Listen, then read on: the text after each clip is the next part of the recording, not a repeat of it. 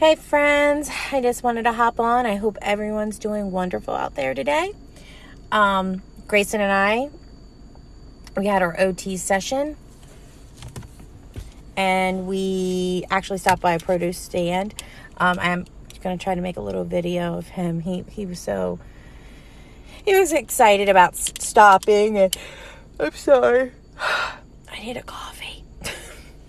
He was excited about stopping. And he got a couple things, so I'll have to post it. But no, I wanted to hop on today.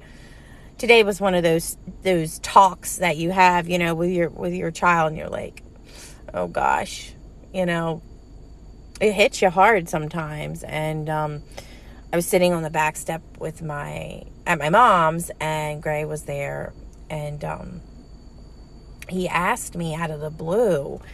He was talking about this little girl that he knew, and he said, does she wear, and mind you, this little girl's almost around the same age, and he said, does she wear pull-ups to bed?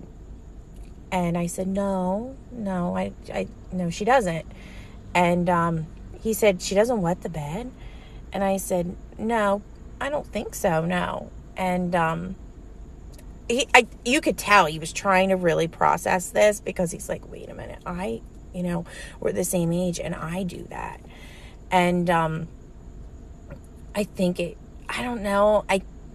was curious, but I also think I think it did bother him a little bit. And it just had me, I felt sad in that moment, I guess. And to some people I know that's probably not a big deal. Like today we were in OT, and there was a child that walked through, and I saw, I don't know, I think they might have been maybe 7, 8, maybe. And, the mom had a diaper in her hand, and she was going in, and, she was changing him. And at that point, I was like, I need to be so thankful. I need to be so thankful that Grayson is potty trained. But, sometimes that these children that have special needs, they're not potty trained. And,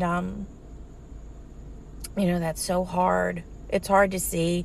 I thought he would never get potty trained, but he went to a really good preschool, and I swear by the teachers, they really did such an amazing job with him, and they really pushed him to learn it. And I think that's the hardest part, is we don't know if they're going to learn these life skills. We just don't know. And I was actually listening to a lady, and she was talking about her son, who was actually at the Surfers Healing. And I saw her there, and I was like, that lady looks so familiar. And I wish I went over, but I didn't. But anyhow, her son got to ride the waves. And she's amazing, because she has no filter, and I love her. She tells it like it is. And I'm like, oh gosh, I wish I could be like that, because she doesn't sugarcoat it. She explains how autism is and how parenting can be. And she keeps it so real. I actually messaged her and said, thank you for being so honest. And I was like, I really need to talk to you. And she's like, I wish you would have came over and said hello. But anyhow, her son, she made a video, and I watched it, and it was talking about her son, because her son is, I think, 18, 19, and he was getting pictures done, cap and gown. And he looked at her, and they were having a conversation. I guess he looked at her, and he said, am I going to be autistic for the rest of my life? And of course I started crying after I watched it. And she said, yeah, you are.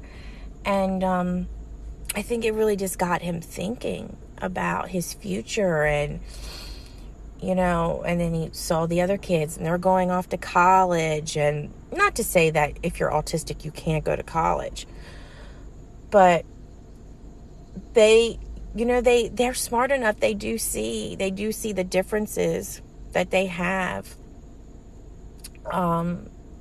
when they look at their peers. And all I can say is that, as a special needs parent, all we can do is to be there for them and to encourage them and tell them, it's going to be okay. And we can work, towards these milestones that come easier to some people. And I think that's what I struggle with too, is that, it's like, why something so easy, like potty training or just, riding a bike. Yes, it's hard in the beginning for most children. I'm not saying that, but usually they catch on and they learn it quickly. But with our children, it might take, who knows, it might take a year, it might take 2 years, or they might not be able to do it. And today was one of those days, like, I could really tell he was thinking about it, sitting on the back step, and he didn't understand, why he wore a pull-up.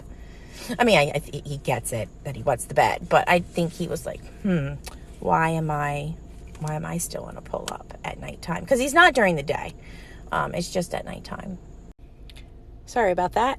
I had to pause and do a couple of things, and now I'm back in the car, and I'm going to head home. But where I had left off, I was talking about the pull-up, but Gray also, I was down at the beach at the Surfers Healing, and he had said down there, he had mentioned, he had looked out, and he said, "Mommy, do all these people here have autism?" And I told him, I said, "Yeah, there's a lot of children down here that do have it." And he said, "Well, why do these other people want to help us on the, on learn how to surf?" And I told him, that they want to help us experience this and learn, learn how to surf and to be brave and try new things. And it's for everybody, to come together and support people that have autism. And I think with Grayson, I've even noticed now sometimes with Gray, he'll say, "I can't, I'm autistic. I'm autistic." And it breaks my heart. And I'm like, no, you have autism, but that does not mean that you can't do something. And I think that's something that he does struggle with. I remember someone once said to me, he said a bad word today. And I thought, oh gosh, what did he say?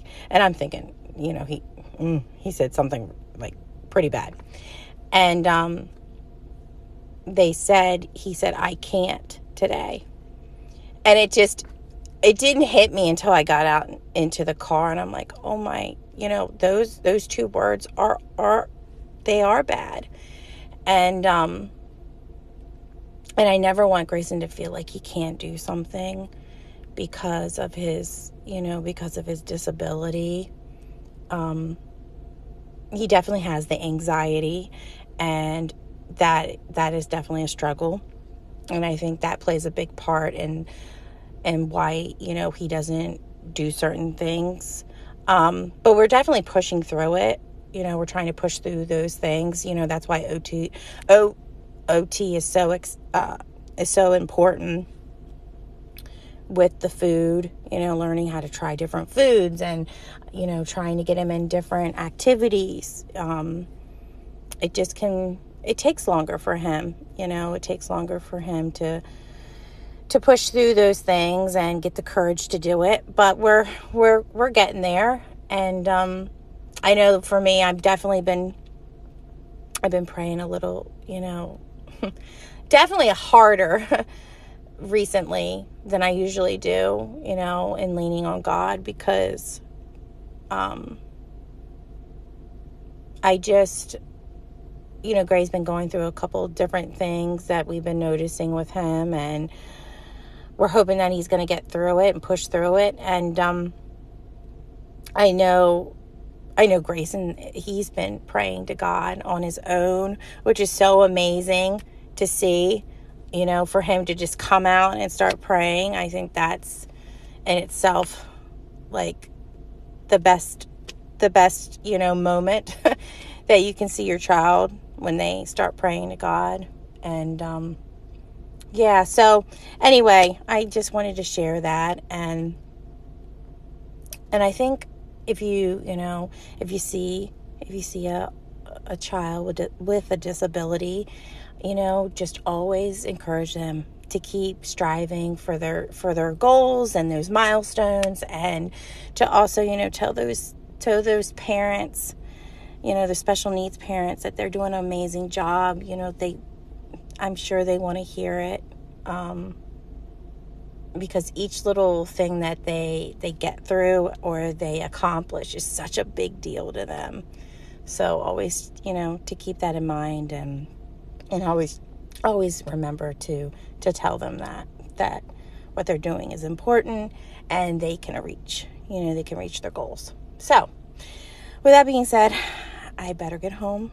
I hope everyone has a wonderful night and a great day tomorrow.